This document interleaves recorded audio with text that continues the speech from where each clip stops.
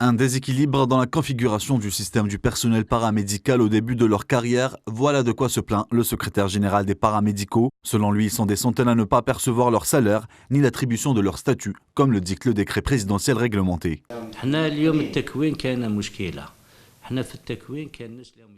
Aujourd'hui, le problème de la formation se pose toujours. Il faut savoir qu'il y a des gens qui sortent de l'école supérieure de paramédical et leurs aptitudes ne sont pas mises en pratique à ce jour, et pour cause, un décret présidentiel qui n'est pas appliqué.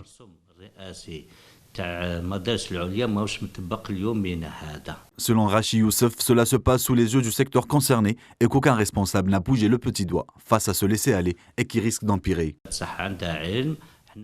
Le ministre de la Santé est au courant de la situation. Aujourd'hui, nous avons des personnes qui ont fini leur formation et qui se voient en poste de contractuel, sachant qu'un contractuel a une dérogation d'1 an d'emploi.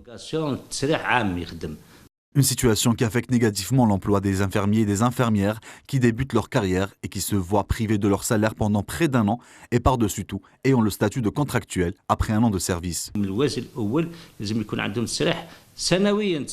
La décision doit venir de la part du Premier ministre pour qu'ils aient une autorisation d'1 an. Ceci dit, le personnel doit avoir à chaque fois une autorisation et après 1 an, je serai dans l'obligation de le faire arrêter.